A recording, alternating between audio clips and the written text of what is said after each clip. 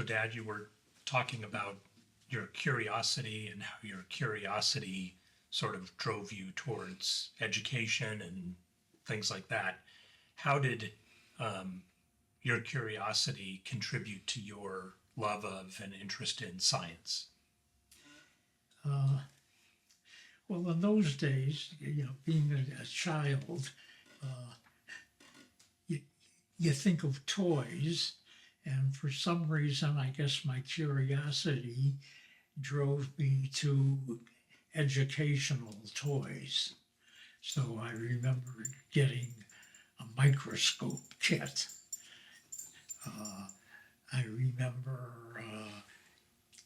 getting Lincoln Logs, which was construction. Uh, One of the more popular toys was an erector set. And then there were, of course, chemistry sets. And I remember for probably my 9th or 10th birthday, I nudged my mother into getting me a beginning chemistry set. It was a 98-cent Chemcraft set that had, I think, 7 different chemicals, 2 test tubes, and a candle. The candle was for heat. And of course, a manual. And, I read the manual and did all of the experiments. And the experiments in those days, how to turn wine into water, the use of chemical indicators and stuff like that. And I found that fascinating. And I suppose that got me hooked on chemistry. And a couple of years later, I nudged my mother into getting me the 495 model chemistry set, which had, 20 chemicals and maybe even an alcohol lamp. And then ultimately, probably around my bar mitzvah, I had her, she bought me the top of the line set, which was $14.95. And I set up my own little laboratory in the basement or the back and inside porch we had. Nowadays, they don't even make chemistry sets anymore. I think the liability is just too great. But in those days, things were a lot looser. I could go to the corner drugstore and ask the guy, can I have 4 ounces of nitric acid or sulfuric acid or potassium nitrate? And if he had it, he'd sell it to me for, 50 cents. Now they think you're making a bomb. Yeah, exactly. So your mother bought you your first, second, and third chemistry set. And I wanted to go back for a second because we didn't talk about what was funding all of these chemistry sets that you were interested in. Because I remember you saying the women's underwear business died out during the Depression. Okay, that's an interesting question. So now it's 1936 or so. Lapporte Brothers is out of business, and they truly went bankrupt. Any cutting machines and sewing machines they had were sold. My father needed something to do. So at one time, I think he became a kind of salesman for a company that made commercial grocery store clocks. It wasn't uncommon for a grocery store or a clothing store indoor to have a clock with maybe a neon light around it, and maybe even a sign, buy such and such. And he had a difficult time with that, and that failed. And then he found another company, Bar Food Products, that was looking for a salesman slash distributor. And Bar Food Products was in the business of salty bar snacks, uh, and the kinds of snacks. I'm not talking potato chips or popcorn. I'm talking smoked boneless herring and hard smoked salmon. People ate that sort of stuff. This is an incredible story in itself. You know, first of all, our society, there was a blue collar class, people who worked in steel mills and manufacturing, who were largely immigrants, and they ate, you know, what they ate in the old country. Herring was a staple, and smoked boneless herring was not only a staple, but because it was very salted and very smoked, it required no refrigeration. So this outfit, Bar Food Products, would get smoked herring fillets in boxes, put each one fillet into initially a cellophane bag, heat seal it, put a label on it, staple 24 of these packages onto a card, and my father would try to find a customer to buy these cards of smoked boneless herring, and those would have been bars. While my father enjoyed a drink before dinner, he never hung out in bars. And one of the things he quickly learned is that before a bartender would even talk to you about buying a card or two cards of smoked boneless herring or smoked salmon, he'd expect you to buy a drink. Well, that doesn't work. You can't contact too many bars and have a shot at each one. Mhm. Anyway, it was still the middle of the Depression, and it turns out that Bar Food Products didn't fare much better than Lapporte Brothers. Bar Food Products essentially went bankrupt, and the owner of it, the guy my father was allegedly working for, pretty much on commission for selling these cards, asked him if he wanted to buy the business. And I think the business, he was willing to sell Bar Food Products, including its inventory of cards and stapling machines and cellophane bags and labels, for like $300, which was a lot of money. And my father had a friend, Ben Levitt, who was an attorney, who wasn't really wealthy, but at least could round up the money, so that my father talked to him, and Ben Levitt agreed to fund it. So the deal was my father would put no money into Bar Food Products, but run the business. And Ben Levitt, who was an attorney, wouldn't even touch smoked boneless herring. Who would want to? Put up the money. And so that's how Bar Food Products got started. They rented a little store at 3643 Montrose Avenue. And, maybe initially my father, and maybe with help from my mother, put the fish into the bags. So that's how Bar Food Products got its start. And my father learned that the way to distribute these, he didn't want to distribute it by driving to individual bars.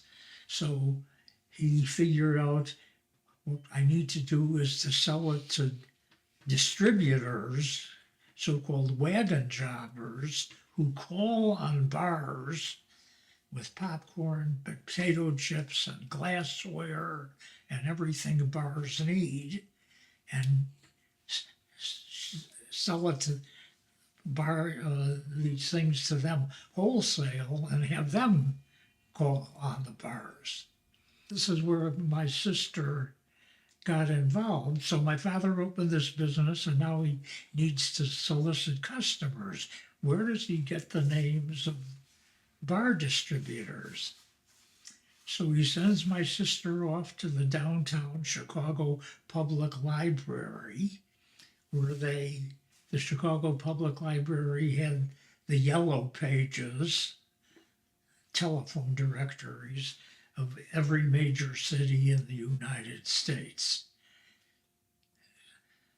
And my sister would, go to the library with a pad of paper and a pencil and look up Cleveland, Ohio, and go through bar supplies and copy down on pencil and paper the names and addresses of everyone in Cleveland, Ohio.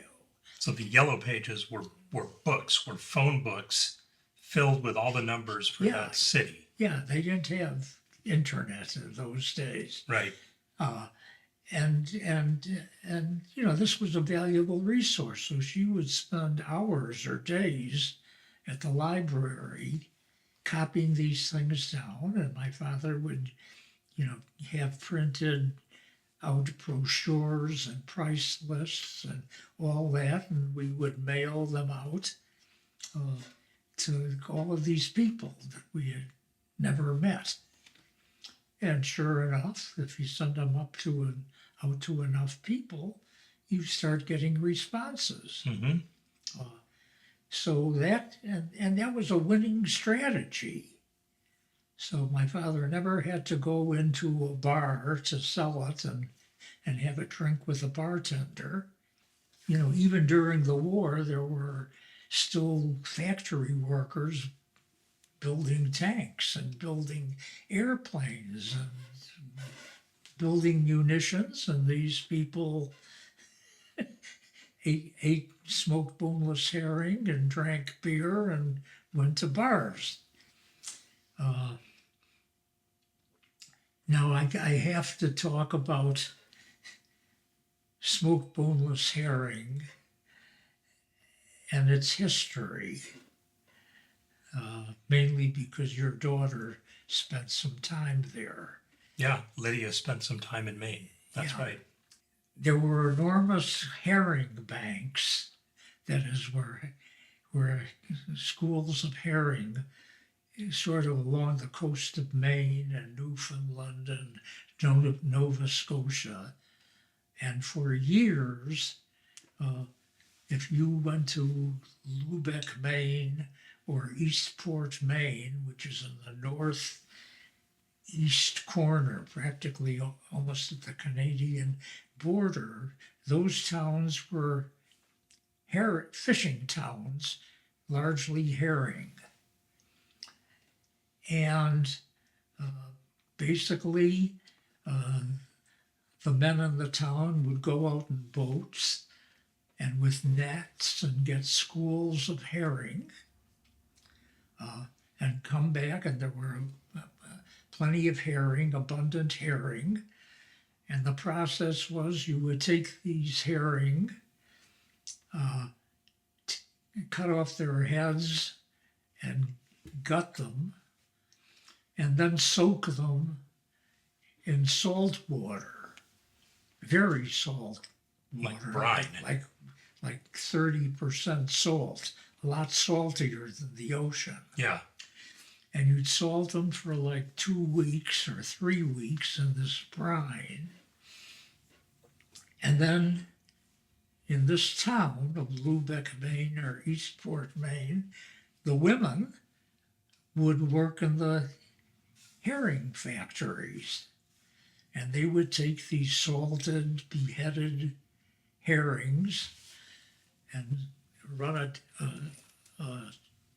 8-foot dowel through them, so you'd have a stick with herrings hanging by their tails, and you'd put them in a so-called in a smokehouse, which was, it may have had a concrete floor, but probably maybe just a screen floor, and you'd put wood or sawdust on the floor, and you'd light the sawdust, and it would smoke. And these salted herrings would be hard smoked, so they'd be in the smokehouse, in the hot smokehouse, for maybe a week. And by that time, all the moisture would have dripped out. Most of the oil, herring is an oily fish, would have dripped out. And what you would have had was a sort of golden skinned whole fish. Minus the head. Minus the head and the gut. And then the best people never keep the guts. Okay, and now the ladies of the town, or the girls in the town, would work in these herring factories, and their job would have been to skin the herring, and the skin peeled off fairly easily because it was sort of cooked and smoked already. And then they would cut the herring and take out the bones and cut them into 2 hard smoked fillets of herring. Have you heard the song, My Darling Clementine? I have heard that song. Sing it. Oh my darling, oh my darling, oh my darling Clementine, you are lost and gone forever, something, something, something, something. Let me... Go ahead. Oh my darling, oh my darling, oh my darling Clementine, you are lost and gone forever, dreadful sorry Clementine, in a canyon, in a cavern, excavated for a mine, dwelt a miner, a 49er, and his daughter Clementine. And then there are a number of other verses, and then the relevant verse is light she was, and like a feather, and her shoes were number 9, herring boxes without topses, sandals were for Clementine. So that's the key thing. Herring boxes without topses, sandals were for Clementine. Incidentally, what happens at the end of the song is she and her boyfriend were crossing a river on the rocks, and she slipped and fell into the water. And I think the song ends, ruby lips beneath the water, blowing bubbles soft and fine. Alas for me, I was no swimmer, so I lost my Clementine. Anyway, herring boxes were cut from the Maine forest pine trees, soft pine, and were wooden boxes that were probably 8 inches wide, 6 inches deep, and 10 inches long. And so these women in Maine would fill up one of these wooden boxes with layers of these herring fillets, and it turns out that each box weighed about 10 pounds of herring and probably contained 200 or 300 herring fillets. So this was a labor in making herring fillets, incidentally, which later became known, or simultaneously became known as blind robins. I have no idea if they had no heads, so they were blind, but they were called blind robins. And there were 10 pounds to a box and maybe 300 fillets. And at one time, those things, a box of blind robins in a wooden box, my father could buy for 80 cents. So blind robins would have been 8 cents a pound. And if you think of the labor intensity, catching them and gutting them and putting them on dowels and skinning them and filleting them and packing them, Not a high margin business. not a high margin business. And if you were a high school girl in Eastport or Lubec, Maine, and weren't married or pregnant when you graduated high school, that would have been your fate, to work in a herring factory. And at about the same time, they also caught sardines, and there were canneries in Maine. Mm-hmm. And that too would have been labor intensive. The herring story leading to Bar Food Products put you through high school, bought you chemistry sets, and eventually sent you along to college. Actually, Bar Food Products, during the war, we had like 35 women packing that stuff up. Probably the limitation during the war, a lot of stuff was on allocation because trains carrying munitions went first. But, the limitations were getting enough labor to pack these up, scheduling trains to bring the fish and getting the stuff out the door. But the business did very well, and we moved a couple of places. And ultimately, probably by 1970, Bar Food Products owned a 2-story building with a refrigerated basement in the wholesale fish business on Aberdeen Street. So that's really, for my immigrant father, the American dream. Okay, so herring came in, Bar Food Products prospered. Now you're a young chemistry enthusiast in Chicago in your basement laboratory. How did you go? You got in, you're in high school now. What classes, what were those things that kind of grabbed you most, and why? Okay, well, probably by the time I got into high school, I knew enough chemistry that, I never knew any chemists. I didn't know what chemists did, but I was passionate about the science because, I had learned that chemistry was really the central science. This table is chemistry. Your chemistry. Paint is chemistry. Plastics are chemistry. Oil is chemistry. So that is what really captured me.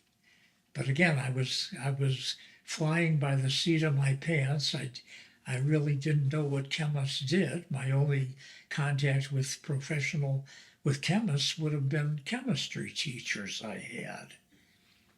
And I think for the most part, they were inspirational. So your high school chemistry teacher inspired you to pursue chemistry more. Yeah.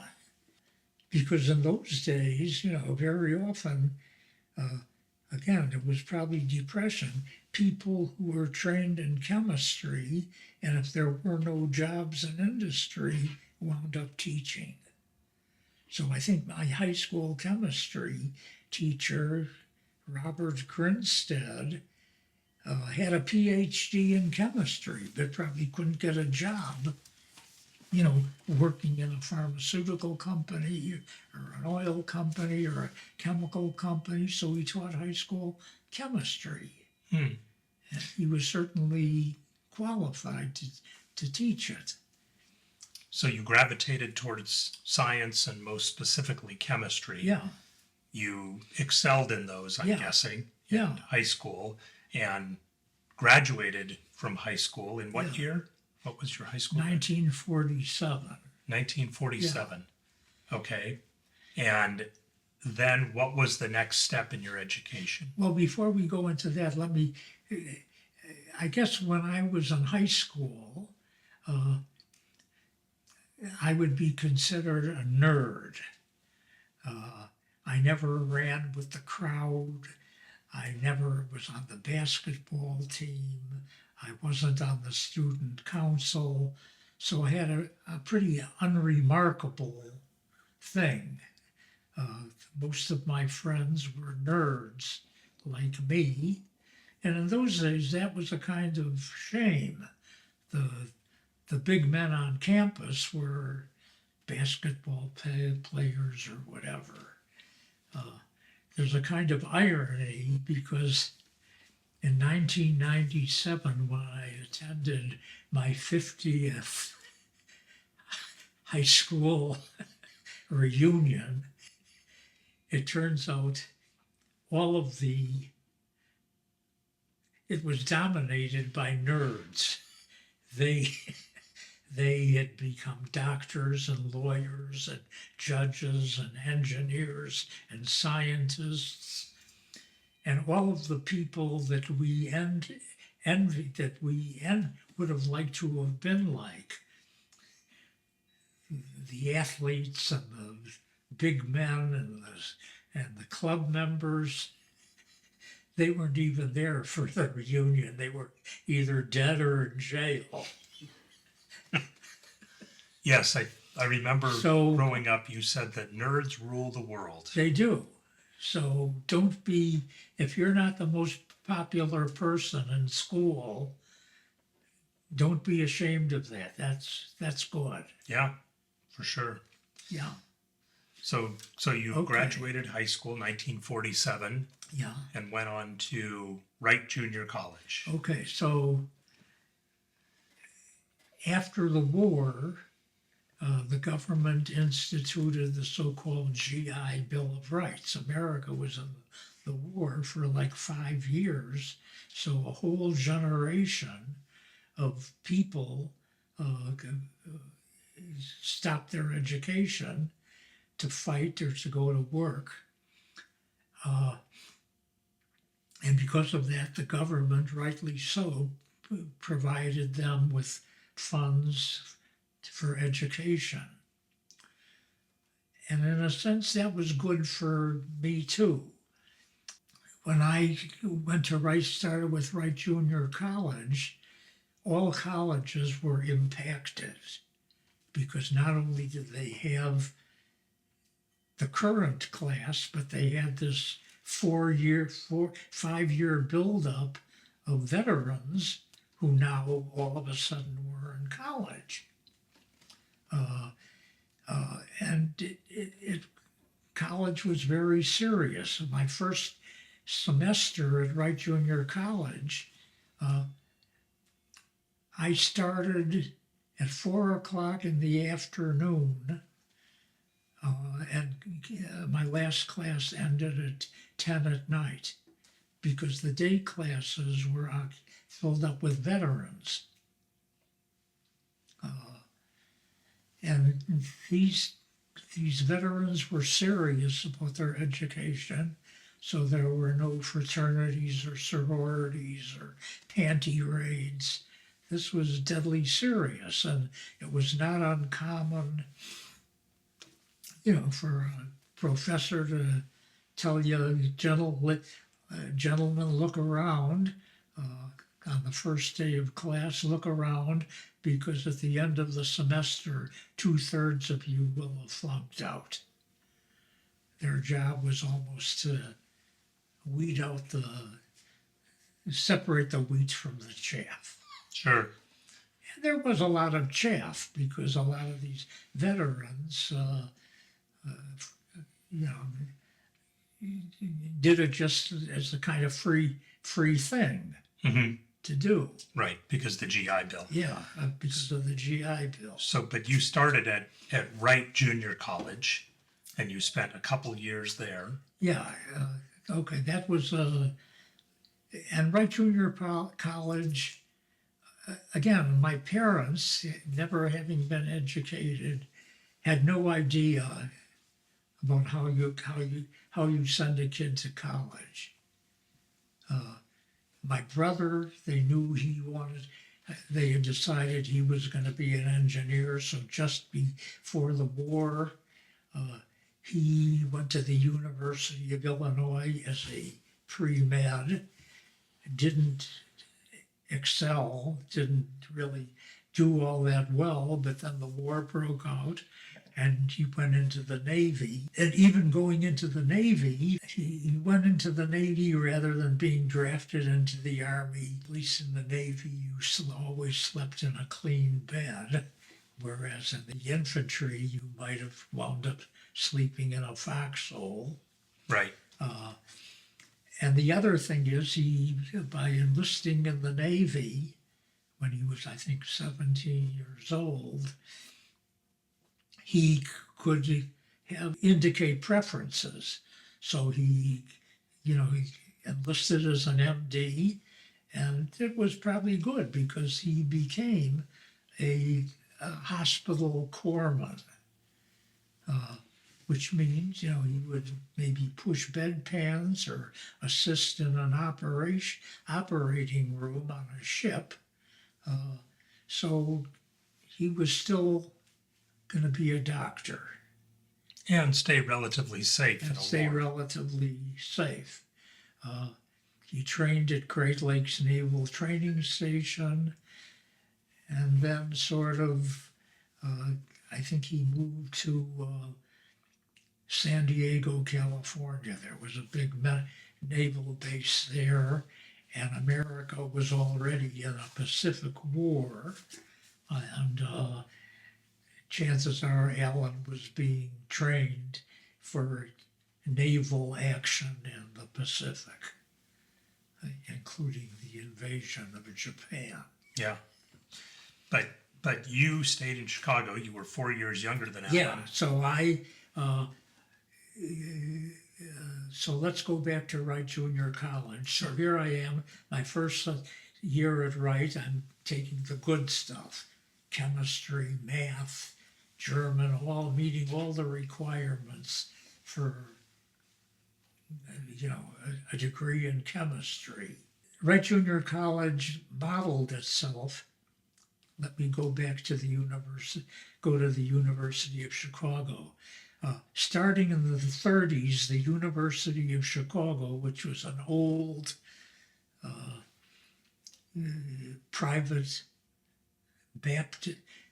Baptist seminary, it was described as a Baptist seminary where Protestant faculty taught Catholic dogma to Jewish students. That sounds confusing. and yeah, it was founded actually by John D. Rockefeller, who was a devout Baptist. And it's a beautiful campus that was modeled, but we're not there yet. Right. Anyway, so the University of Chicago hired this chancellor, Robert Maynard Hutchins, who had a completely different idea about education. His idea of education, a college education, was that the role of a university isn't to teach you how to make a living, it's to teach you how to live.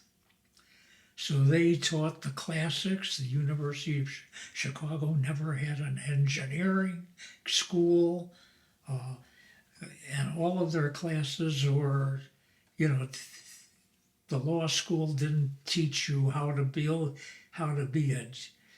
lawyer. It taught you how to be a judge. All of the classes were classical classes, and one of the things they required is that all entering students take a year. They had these so-called survey courses, a year of social science, a year of biological science, a year of physical science, a year of humanities, and a year of something called OII, observation, interpretation, and integration. And as a matter of fact, an undergraduate degree, they even created their own undergraduate degree. The University of Chicago offered a degree of Bachelor of Philosophy. They didn't offer BAs and BSs. So let me go back a little. So you spent 2 years at Wright Junior College. Yeah, but I'm still there. Okay, but you're talking about the University of Chicago. I'm talking about the University of Chicago, and now comes the punchline. Wright Junior College decided to model itself after the University of Chicago. Okay. And so now, having gone through my freshman year, taking the good stuff, chemistry, math, German, all that business, they said, okay, you gotta take a year of social science, a year of humanities, a year of physical science, and I said, hell no, I'm a chemist. What do I need this humanities crap for? So I actually left the university. I quit. Wright Junior College. I quit Wright Junior College after my year because I wasn't going to waste my time on that nonsense. Mm-hmm. And so you were a junior college dropout. I was a junior college dropout, but I didn't drop out for very long because within a week or so, I applied to the University of Illinois at Navy Pier. And there they didn't have these survey courses. I could have gone on with my chemistry and physics and math and the good stuff. Okay. Now, if you've been to Chicago and you know Navy Pier, it's a mile-long pier that juts out into Lake Michigan. And they accepted me, and I enrolled at the University of Chicago, and I think I had, 16 hours of class. University of Illinois. The University of Illinois at Navy Pier. Mm-hmm. And because I was an entering student and it was impacted, I got last choice on stuff. So that, for example, they had me going, because it was impacted and things were very rigorous, if you had 8 hours of classes, they expected you to do 2 hours of homework for every hour of class. Well, that didn't leave much time for eating or sleeping or traveling, but it was very, very rigorous. And I remember they set up my program where I had gym at 8 in the morning, and the only gym class that was open to me was wrestling. And they paired me off with another short guy who had like 50 pounds on of me. And he would throw me to the ground all the time. And then at the end of gym, my next class was German, and it was the very end of the pier, like a mile away. So I had my choice of either taking a shower after gym and not being able to get to the German class, or else run to the German class smelling like, You've just been wrestling a guy 50 pounds heavier than you. yeah. And, there it was clear the objective was really to make things difficult. Sure. And I think I was there for like a month. And I said, this is just ridiculous. So you dropped out of a second college. So I dropped out of the second college. And I remember when you drop out, you have to talk to a kind of ombudsman for an exit interview. And I told them exactly what I told you. Mm-hmm. And he nodded and he said, yep, I don't blame you, but there's nothing I can do about it. Right. So now I'm not affiliated with any school. So the rest of that semester, I did what I had always been doing, even in high school, working in my father's business. So you dropped out of 2 colleges and now you're packing fish. And now I'm packing fish, and that gave me the distinct impression that I wanted to go back to school. You did not want to pack fish. I did not want to pack fish. I can't blame you. I saw no future in that. Yeah. So I packed fish, and then by the next semester, I re-enrolled at Wright Junior College, and I took social science, biological science. All those courses you didn't want to take. Including humanities. And I think that was, in some reason, that was a pivot point in my life. Taking those survey courses. Say more about that. Okay, well, physical science and biological science were still science, and that was of interest. But humanities was something new. And, I think, growing up, we didn't attend concerts, or I'm not sure we went to art museums or anything. And I remember the teacher for humanities was a guy named Henry Weingarten, and he was passionate about the humanities. So here we have a 1-year class, a huge syllabus, which has excerpts from the classics and Shakespeare and pictures of art and poetry.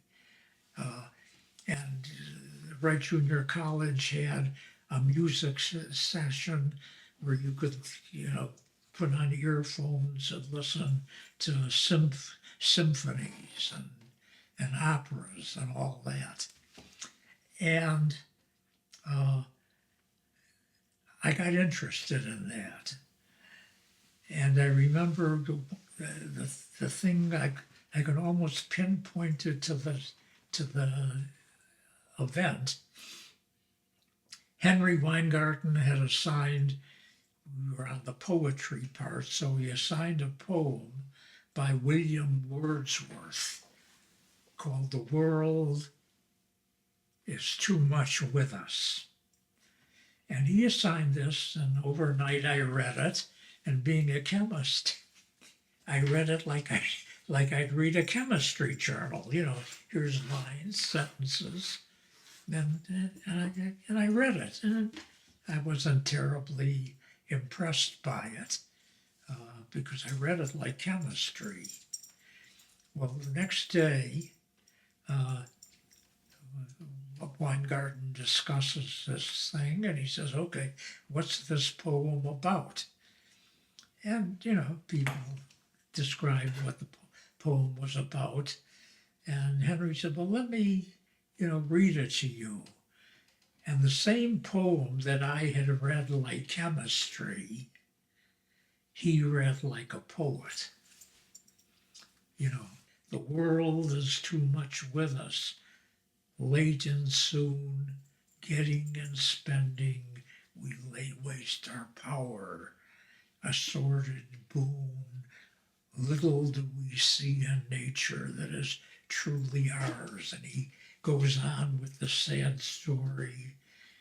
And the poet in this story is at a cliff overlooking the ocean.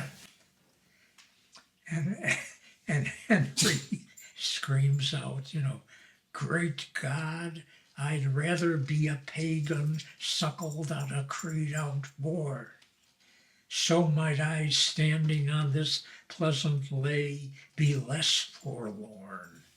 Have view of Proteus rising from the sea, or hear old Triton blow his wreathed horn. So this is the that Wordsworth poem that you just recited Yeah.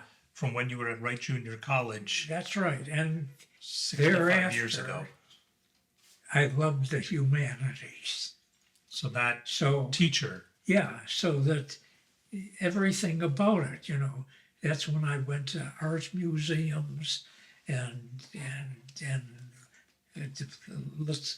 went to symphonies and got interested in the humanities. So really just Wright Junior College modeling itself after the University of Chicago. And then Henry Weingarten's, flipping me onto humanities. Not only do I appreciate science, I still do, but I appreciate the humanities as well. So now I'm finishing up Wright. I was there for a total of 2.5 years. Took all the chemistry and math and everything I could take. And now I wanted to go on to regular university. I had always been a homebody. I as a family, we really never took vacations. I had never left Chicago. Even at the University of Chicago, I commuted. So I was strictly homegrown. And so I think I applied I applied to the University of Illinois at Champaign-Urbana and even went on to visit. But I also applied to the University of Chicago because it was local, I think, and I couldn't still live at home. mm-hmm. The University of Chicago, another of Robert Maynard Hutchinson's ideas, was that we don't care about transcripts or anything like that. Admission is strictly by examination. However old you are or whatever your background is, if you can pass the entrance exams, we'll take you. And indeed, they had, 12-year-old kids who were at the University of Chicago. It was an interesting experiment. They also had 50-year-old people who did it. So I applied for the university. They set up the entrance exams. And what are the entrance exams? Since they were social science, they were essentially cumulative exams in social science, biological science, humanities, physical sciences, all of the stuff I had it right. So when I took those exams, I creamed them. And that was kind of cool because, when I got the acceptance, since I had done so well on these entrance exams, I entered graduate school right away.